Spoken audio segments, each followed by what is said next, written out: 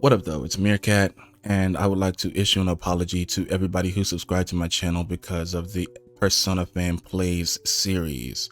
I made 3 episodes and then completely stopped, and I want to explain myself right now. So, we all know, because we're not stupid, that I was playing not on a 3DS, but on a 3DS emulator called Citra. No fucking way, bro.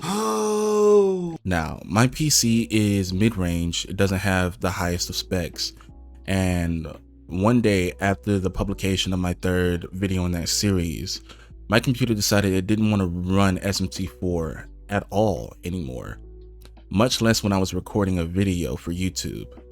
So I couldn't even get a playable frame rate anymore. So basically I had to abandon that series, and I really regret that. Ever since then, I've been kind of stuck in this limbo of like wanting to play more of the mainline series, but due to the fact that I had this amazing experience interacting with people in the comment section and in the chat of my Twitch streams, getting advice and learning new tips and helpful things.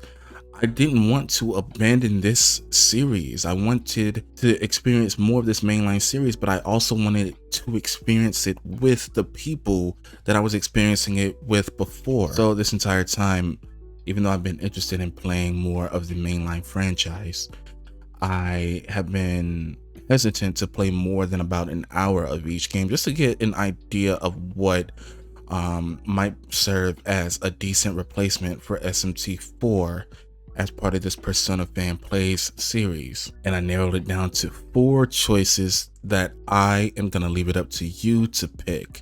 Now, 3 of these games that I'm about to sound off, I've actually played 30 minutes to an hour of, the first hour at the most, just to get an idea of the gameplay mechanics. And the 4th one is going to be one that I'm playing completely blind. So let's start with that 4th one, which is going to be Digital Devil Saga. Digital Devil Saga, I don't know much about as far as stories. I don't know anything regarding reviews. All I know is that it is a turn-based RPG that came out around the same time as Nocturne. And I think it would be very interesting to play that game, because if Nocturne HD is our main event, then we need something to lead into it. And I feel like Digital Devil Saga might be able to fit that bill. The next game is going to be Raidou Kuzunoha versus the Soulless Army. It's a devil summoner game. It's an action RPG.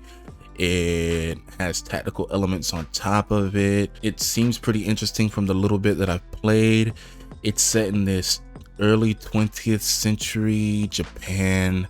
The aesthetics of the game are very lovely to look at, from my opinion, and I feel like that could be an interesting deviation from the usual turn-based fare, while still straying away from the thing that I know the most, if that makes any sense. The 3rd game that I was considering, SMT Strange Journey. It's a Nintendo DS game that came out in 2007. It's set in this futuristic world. It has this interesting sci-fi aesthetic that is really appealing to me. It being a DS game though, it will be quite lo-fi, but it has that classic dungeon crawling action from when I was able to play, and it could be an interesting play.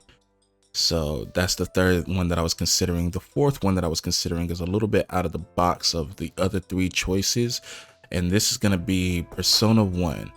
Persona 1, being the first Persona game, has the most similarities to the mainline Megaten franchise, and it would be interesting to see the bridge between the mainline series and the Persona series, and what ended up being taken from mainline and refined, what ended up being completely changed, and how different is it really. I know that this one is like a classic dungeon crawler, like first person perspective, random battles. It should be pretty fun to play. Let me know what you think about that one as well. Now, what I would like to ask you to do is to sound off in the comments, which of these 4 games do you think would be the most interesting or the most fun for me to play? By the way, if you want to see me playing these games live, you can catch me on my Twitch on Wednesdays, Thursdays, and Fridays at 9 p.m. Eastern. That is 6 p.m. Pacific. Once again, that's Wednesday, Thursday, Friday at 9 p.m. Eastern, 6 Pacific. Come join me, contribute in the chat. If you came from YouTube, let me know I came from, I came from YouTube in the chat. Just let me know that past me is the one who sent you there.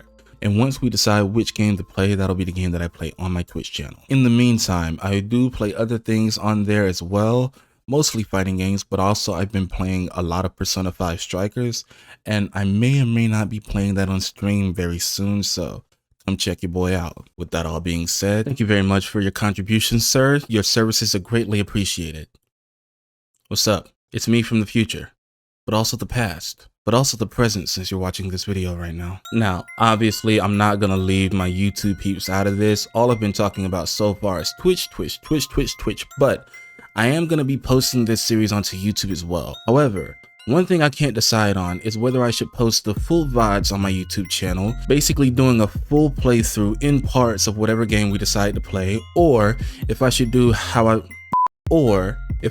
it like I've been doing it, editing them down into highlights and posting those on my YouTube channel. So let me know down in the comments which one of those do you think would be better, and I will see you guys in the next video.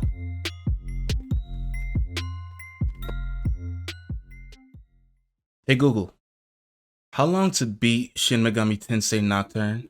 Shin Megami Tensei 2 takes around 30 to 40 hours depending on what alignment you go through the game as. There's different alignments?